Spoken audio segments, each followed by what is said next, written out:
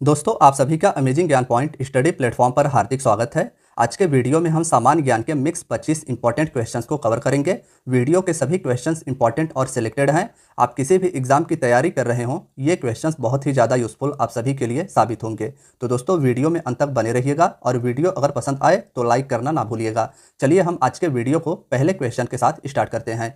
दोस्तों, वीडियो में हमारा फर्स्ट क्वेश्चन है, पश्चिमी तट के उत्तरी भाग को क्या कहते हैं। क्वेश्चन को पूरा एक बार देखिएगा और आंसर देने का आप भी प्रयास कीजिएगा। तो चलिए दोस्तों, आज के वीडियो का हम पहला क्वेश्चन कवर करते हैं। भारत का यह जो समुद्री भाग है अरब सागर में, इसे मुख्यतः 3 भागों में बांटा गया है। इसे भारत के समुद्री तट का पश्चिमी भाग कहा जाता है और यह है भारत का पूर्वी तट। और अगर हम बात करें भारत के पश्चिमी तट की, तो भारत के पश्चिमी भाग को मुख्यतः 3 भागों में बांटा गया है। गुजरात से गोवा तक के तटीय क्षेत्र को कोंकण तट कहा जाता है। गोवा से कर्नाटक के मैंगलोर तक के तटीय क्षेत्र को केनरा तट के नाम से जाना जाता है और बेंगलोर से कन्याकुमारी तक के तटीय क्षेत्र को मालाबार तट के नाम से जाना जाता है। दोस्तों, भारत के पश्चिमी भाग को मुख्यतः 3 भागों में बांटा गया है, कोंकण तट, कन्नड़ तट या केनरा तट और मालाबार तट। तो इसे आप याद रखिएगा। अब आइए हम सभी अपने क्वेश्चन पर चलते हैं। हमारे क्वेश्चन में पूछा गया है, पश्चिमी तट के उत्तरी भाग को क्या कहते हैं। तो इसे आप सभी देख सकते हैं, यह है भारत का पश्चिमी तट और इसके उत्तरी भाग को कोंकण तट के नाम से जाना जाता है। तो इस प्रकार से इसमें हमारा ऑप्शन सी राइट आंसर हो जाएगा। और अब हम बात करें अगर पूर्वी भाग की, तो इसमें 3 तट हैं, उत्कल तट, उत्तरी सरकार तट और कोरोमंडल तट। तो इसे भी आप याद रखिएगा। चलिए हम सभी अपने अगले क्वेश्चन को देखते हैं। फ्रेंड्स, हमारा अगला क्वेश्चन है, 23 दिसंबर 1911 को पहली बार जन गण मन कहाँ पर गाया गया था।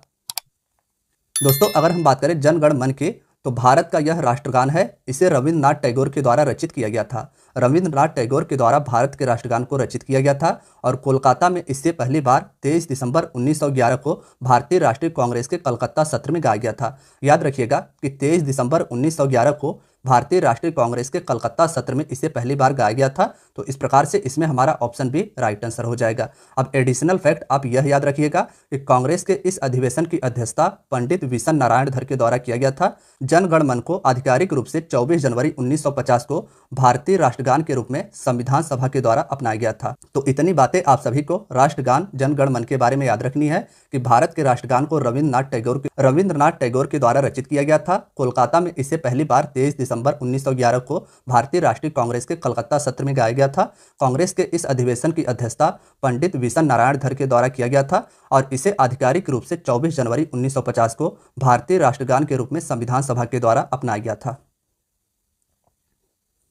फ्रेंड्स, हमारा अगला क्वेश्चन है, मसालों की रानी किसे कहा जाता है। मसालों की रानी किसे कहा जाता है। अगर हम इस क्वेश्चन के आंसर की बात करें, तो मसालों की रानी इलायची को कहा जाता है। इस प्रकार से इसमें हमारा ऑप्शन सी राइट आंसर हो जाएगा। हम बात करें अगर इलायची के उत्पादन की, तो भारत के केरल राज्य के द्वारा इलायची का सर्वाधिक उत्पादन किया जाता है। इलायची का सर्वाधिक उत्पादन भारत के केरल राज्य के द्वारा किया जाता है। मसालों की रानी इलायची को कहा जाता है। मसालों के अगर राजा की बात की जाए, तो काली मिर्च को मसालों का राजा कहा जाता है और इसका भी उत्पादन भारत के केरल राज्य में किया जाता है।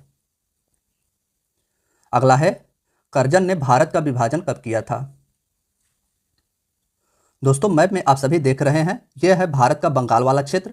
तत्कालीन भारत का बंगाल बहुत ही बड़ा एरिया था और इसका विभाजन कर्जन के द्वारा किया गया था। तत्कालीन भारत का गवर्नर जनरल कर्जन था और इसी के द्वारा 1905 में भारत के बंगाल का विभाजन किया गया था। और हमारा क्वेश्चन है कि कर्जन ने भारत का विभाजन कब किया था। तो दोस्तों, कर्जन ने 20 जुलाई 1905 को बंगाल विभाजन के निर्णय की घोषणा की थी। तो इस प्रकार से इसमें हमारा ऑप्शन ए राइट आंसर हो जाएगा। बंगाल का विभाजन 1905 में तत्कालीन गवर्नर जनरल कर्जन के द्वारा किया गया था। अगला है, वीरभूमि किसका समाधि स्थल है। दोस्तों, सबसे पहले हम समाधि स्थल को समझते हैं। किसी व्यक्ति के मृत्यु के उपरांत स्मृति के लिए उसकी समाधि स्थल बनाई जाती है और वीरभूमि किसका समाधि स्थल है, यह हमारा क्वेश्चन का तात्पर्य है। दोस्तों, वीरभूमि राजीव गांधी जी की समाधि स्थल है। यह भारत की राजधानी नई दिल्ली में स्थित है। तो इस प्रकार से इसमें ऑप्शन डी राइट आंसर हो जाएगा। वीरभूमि राजीव गांधी जी की समाधि स्थल है। अब इसके साथ साथ 2-3 और समाधि स्थल आप याद रखिएगा। लाल बहादुर शास्त्री जी के समाधि स्थल को विजय घाट के नाम से जाना जाता है और अगर बात करें इंदिरा गांधी जी के समाधि स्थल की, तो इनके समाधि स्थल को शक्ति स्थल के नाम से जाना जाता है। जवाहरलाल नेहरू जी की बात की जाए, तो इनके समाधि स्थल को शांति वन के नाम से जाना जाता है। शांति वन के नाम से जवाहरलाल नेहरू के समाधि स्थल को जाना जाता है। इंदिरा गांधी के समाधि स्थल को शक्ति स्थल कहा जाता है और लाल बहादुर शास्त्री के समाधि स्थल को विजय घाट कहा जाता है। तो इतना आप सभी को इस क्वेश्चन से याद रखना है। हमारा अगला क्वेश्चन है, वंदे मातरम का नारा किसने दिया था? वंदे मातरम जो कि भारत का राष्ट्रीय गीत है, इसका नारा किसके द्वारा दिया गया था? यह हमारे क्वेश्चन का तात्पर्य है। दोस्तों, वंदे मातरम का नारा या इसके रचनाकार बंकिम चंद्र चटर्जी जी थे। तो इस प्रकार से इसमें हमारा ऑप्शन सी राइट आंसर हो जाएगा। यह गीत पहली बार 1896 में भारतीय राष्ट्रीय कांग्रेस के कोलकाता अधिवेशन में गाया गया था। 1896 में भारतीय राष्ट्रीय कांग्रेस के कोलकाता अधिवेशन में भारत के राष्ट्रीय गीत वंदे मातरम को गाया गया था। इसके रचनाकार बंकिम चंद्र चटर्जी जी थे और 24 जनवरी 1950 को भारत के संविधान सभा के द्वारा वंदे मातरम गीत को भारत के राष्ट्रीय गीत का दर्जा प्रदान किया गया। भारत का राष्ट्रीय गीत वंदे मातरम है। इसे 24 जनवरी 1950 को भारत के संविधान सभा के द्वारा राष्ट्रीय गीत का दर्जा प्रदान किया गया था। यह पहली बार 1896 में भारतीय राष्ट्रीय कांग्रेस के कोलकाता अधिवेशन में गाया गया था। तो इतना आप सभी को इस क्वेश्चन से याद रखना है। फ्रेंड्स, हमारा अगला क्वेश्चन है, राष्ट्रपति के कार्यकाल की रिक्ति को कितने महीनों के भीतर भरा जाना चाहिए? दोस्तों, भारत के राष्ट्रपति का पद रिक्त होने पर भारत के उपराष्ट्रपति के द्वारा भारत के राष्ट्रपति का पद संभाला जाता है। तो इसे आप याद रखिएगा कि भारत के राष्ट्रपति का पद रिक्त होने पर भारत के उपराष्ट्रपति के द्वारा भारत के राष्ट्रपति का पद संभाला जाता है और भारत का उपराष्ट्रपति केवल 6 माह तक कार्यवाहक राष्ट्रपति के रूप में कार्य कर सकता है। तो इस प्रकार से इसमें हमारा ऑप्शन सी राइट आंसर हो जाएगा कि राष्ट्रपति के रिक्ति को 6 माह के भीतर भरा जाना चाहिए। नेक्स्ट है, भारत की किस नदी को वृद्ध गंगा कहा जाता है? फ्रेंड्स, अगर इस क्वेश्चन के आंसर की बात की जाए तो इसमें हमारा ऑप्शन डी गोदावरी नदी राइट आंसर हो जाएगा। भारत के गोदावरी नदी को वृद्ध गंगा कहा जाता है। अगर हम बात करें गोदावरी नदी की, इसका उद्गम महाराष्ट्र के नासिक जिले के त्र्यंबक गांव के एक पहाड़ी से होता है। प्रायद्वीपीय भारत की यह सबसे बड़ी नदी और सबसे लंबी नदी है। यह नदी बंगाल की खाड़ी में अपना मुहाना बनाती है और इस नदी को वृद्ध गंगा या दक्षिण की गंगा कहा जाता है। इसे आप याद रखिएगा। चलिए दोस्तों, हम सभी अपने अगले क्वेश्चन को देखते हैं। भारत के किस राज्य में लोनार झील स्थित है? यह हमारा अगला क्वेश्चन है। लोनार झील भारत के किस राज्य में स्थित है? इस क्वेश्चन का आंसर आप सभी को बताना है। अब चलिए इस क्वेश्चन के आंसर को हम देख लेते हैं। दोस्तों, लोनार झील महाराष्ट्र में स्थित एक खारे पानी की झील है। याद रखिएगा कि लोनार झील खारे पानी की झील है और यह महाराष्ट्र राज्य में स्थित है। इसका निर्माण एक उल्का पिंड के पृथ्वी के टकराने के कारण हुआ था। नेक्स्ट है, भारत का नेपोलियन किसे कहा जाता है? भारत का नेपोलियन किसे कहा जाता है या किसे कहते हैं? इस क्वेश्चन का आप सभी को आंसर बताना है। दोस्तों, हम बात करें अगर इस क्वेश्चन के आंसर की, तो गुप्त वंश के राजा थे समुद्रगुप्त और इनके साम्राज्य विस्तार के कारण इन्हें भारत का नेपोलियन कहा जाता था। तो इस प्रकार से इसमें हमारा ऑप्शन भी राइट आंसर हो जाएगा। नेक्स्ट है, मसालों का बगीचा किस राज्य को कहा जाता है? मसालों का बगीचा किस राज्य को कहा जाता है? इसका आंसर आप सभी को देना है। दोस्तों, मसालों का बगीचा केरल राज्य को कहा जाता है। इसमें हमारा ऑप्शन भी राइट आंसर हो जाएगा। अब इसके साथ साथ आप यह याद रखिएगा, कश्मीर में केसर का सर्वाधिक उत्पादन होता है, इसीलिए कश्मीर को केसर का शहर कहा जाता है। नेक्स्ट है, फिरोज शाह कोटला क्रिकेट स्टेडियम कहाँ पर स्थित है? फिरोज शाह कोटला स्टेडियम कहाँ पर स्थित है? अगर इसकी बात की जाए तो दोस्तों, फिरोज शाह कोटला स्टेडियम जिसके अंतर्गत क्रिकेट का खेल खेला जाता है, यह भारत की राजधानी नई दिल्ली में स्थित है। इसमें हमारा ऑप्शन भी राइट आंसर हो जाएगा। अब इसका नाम बदलकर अरुण जेटली क्रिकेट स्टेडियम कर दिया गया है, इसलिए अब इसे अरुण जेटली स्टेडियम के नाम से जाना जाता है। और इसके साथ साथ आप याद रखिएगा कि कोलकाता में ईडन गार्डन स्टेडियम स्थित है। कोलकाता में ईडन गार्डन स्टेडियम स्थित है। मुंबई में वानखेड़े स्टेडियम स्थित है। नेक्स्ट है, एलबीडब्ल्यू शब्द का किस खेल से संबंध है? एलबीडब्ल्यू शब्द किस खेल से संबंधित है? इसका आंसर आपको बताना है। फ्रेंड्स, अगर इस क्वेश्चन के आंसर की बात की जाए तो एलबीडब्ल्यू, बाई, चाइनामैन, ये 3 शब्द क्रिकेट से जुड़े हुए हैं। अन्य भी शब्द हैं, लेकिन इन 3 को आप याद रखिएगा कि एलबीडब्ल्यू, बाई और चाइनामैन ये सभी शब्द क्रिकेट खेल से जुड़े हुए हैं। तो ऑप्शन सी इसका राइट आंसर हो जाएगा। अब हॉकी की बात की जाए, इसका एक प्रमुख खेल शब्दावली है जिसे पेनाल्टी के नाम से जाना जाता है। हॉकी से पेनाल्टी जुड़ा हुआ है। नेक्स्ट है, किस व्यक्ति ने गांधी जी के नमक सत्याग्रह की तुलना नेपोलियन के पेरिस यात्रा से की थी?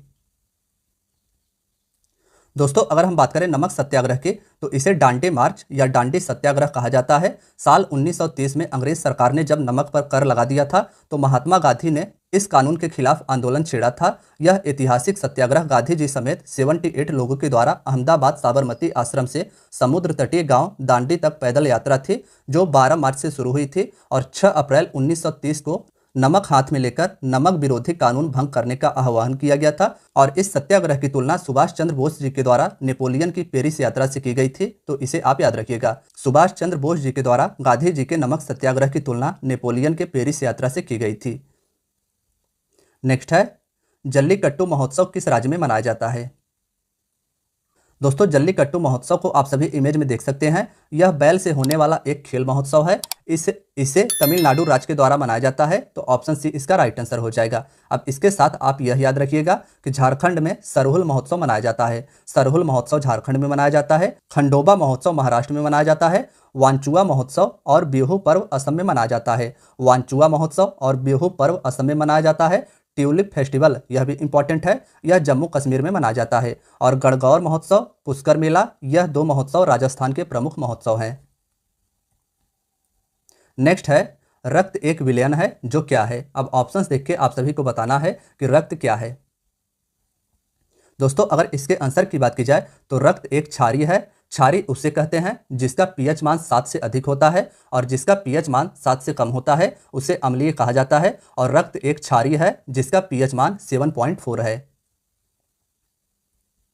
नेक्स्ट है, गीता रहस्य पुस्तक किसके द्वारा लिखी गई?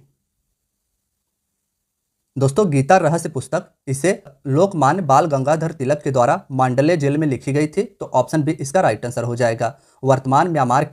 वर्तमान म्यांमार और तत्कालीन बर्मा के मांडले जेल में गीता रहस्य नामक पुस्तक लोकमान्य बाल गंगाधर तिलक के द्वारा लिखा गया था।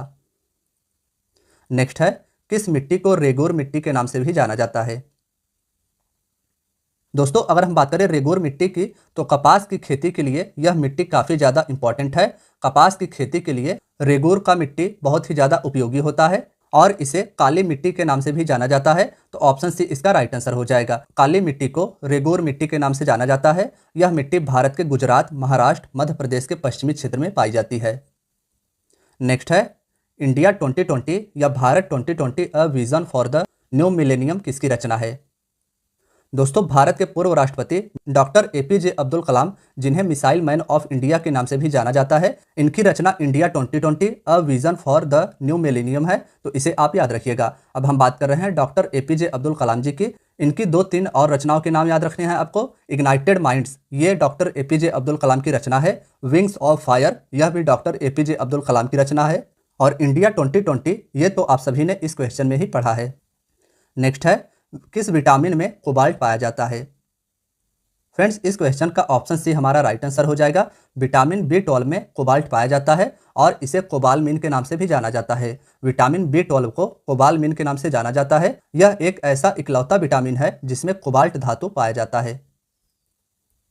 नेक्स्ट है, यूएनओ के महासचिव एंटोनियो गुटेरेस किस देश के हैं? दोस्तों, सबसे पहले हम बात करें अगर यूएनओ की, तो यूएनओ को संयुक्त राष्ट्र के नाम से भी जाना जाता है। इसकी स्थापना 24 अक्टूबर 1945 को की गई थी। इसका मुख्यालय न्यूयॉर्क, अमेरिका में स्थित है। संयुक्त राष्ट्र संघ के 6 अंग हैं और वर्तमान में इसके महासचिव एंटोनियो गुटेरस हैं, जो यूरोप के पुर्तगाल देश से संबंधित है। तो इसमें हमारा ऑप्शन सी राइट आंसर हो जाएगा। 24 अक्टूबर 1945 को संयुक्त राष्ट्र संघ या यूएनओ का स्थापना हुआ था। इसका मुख्यालय न्यूयॉर्क, अमेरिका में स्थित है। इसके 6 प्रमुख अंग हैं और इसके वर्तमान में महासचिव एंटोनियो गुटेरस हैं। तो इसे आप याद रखिएगा। नेक्स्ट है, नमक का साधारण फार्मूला क्या है? दोस्तों, नमक का साधारण फार्मूला या इसका रासायनिक सूत्र NaCl है, जिसे सोडियम क्लोराइड भी कहा जाता है। तो इसमें हमारा ऑप्शन डी राइट आंसर हो जाएगा। NaCl, सोडियम क्लोराइड, नमक का साधारण फार्मूला है। नेक्स्ट है, प्रथम फुटबॉल विश्व कप जीतने वाला देश कौन सा था? दोस्तों, फीफा के द्वारा अंतर्राष्ट्रीय नियंत्रण फुटबॉल पर किया जाता है और इसी के द्वारा फुटबॉल विश्व कप का आयोजन किया जाता है। और हम बात करें अगर फीफा की, तो इसकी स्थापना 1904 में 1904 में किया गया था। इसका मुख्यालय ज्यूरिख, स्विट्जरलैंड में स्थित है और इसे पहली बार उरुग्वे के द्वारा जीता गया था। दक्षिण अमेरिकी देश है उरुग्वे, इसी के द्वारा प्रथम बार फुटबॉल विश्व कप जीता गया था। तो इसे आप याद रखिएगा। नेक्स्ट है, संविधान निर्माण करने वाला प्रथम देश कौन सा था? संविधान निर्माण करने वाला प्रथम देश कौन सा था, यह हमारा अगला क्वेश्चन है। दोस्तों, इस क्वेश्चन के आंसर की बात की जाए तो पहली बार संविधान का निर्माण अमेरिका के द्वारा किया गया था। संयुक्त राज्य अमेरिका के संविधान का निर्माण 1787 ईस्वी में किया गया था और यह विश्व का प्रथम लिखित संविधान था। विश्व का प्रथम लिखित संविधान अमेरिका का संविधान है, जिसे 1787 में निर्मित किया गया था। फ्रेंड्स, आज के वीडियो का हमारा लास्ट क्वेश्चन है, शहीद आजम उपाधि से किसे सम्मानित किया गया है। शहीद आजम उपाधि की बात की जाए तो इससे भगत सिंह जी को सम्मानित किया गया था, तो ऑप्शन सी इसका राइट आंसर हो जाएगा। अब अन्य की बात की जाए तो दोस्तों सरदार वल्लभ भाई पटेल जी को सरदार की उपाधि बारदोली की महिलाओं के द्वारा दिया गया था। देश रत्न या अजात शत्रु राजेंद्र प्रसाद जी को कहा जाता था और यह उपाधि इन्हें महात्मा गांधी जी के द्वारा दिया गया था। देश रत्न डॉक्टर राजेंद्र प्रसाद जी की उपाधि थी, अजात शत्रु डॉक्टर राजेंद्र प्रसाद की उपाधि थी। इन दोनों उपाधियों को महात्मा गांधी जी ने डॉक्टर राजेंद्र प्रसाद को दिया था। कायदे आजम के नाम से मोहम्मद अली जिन्ना को जाना जाता था और यह उपाधि मोहम्मद अली जिन्ना को महात्मा गांधी जी के द्वारा दिया गया था। देश नायक सुभाष चंद्र बोस जी थे और इन्हें यह उपाधि रविंद्रनाथ टैगोर के द्वारा दिया गया था। देश नायक सुभाष चंद्र बोस, कायदे आजम मोहम्मद अली जिन्ना, देश रत्न डॉक्टर राजेंद्र प्रसाद और सरदार वल्लभ भाई पटेल और शहीद आजम भगत सिंह। इतना आप सभी को इस क्वेश्चन से याद रखना है। तो फ्रेंड्स, आज की आपकी वीडियो यहीं तक थी। वीडियो अगर पसंद आई हो तो वीडियो को लाइक, चैनल को सब्सक्राइब जरूर करें। धन्यवाद दोस्तों।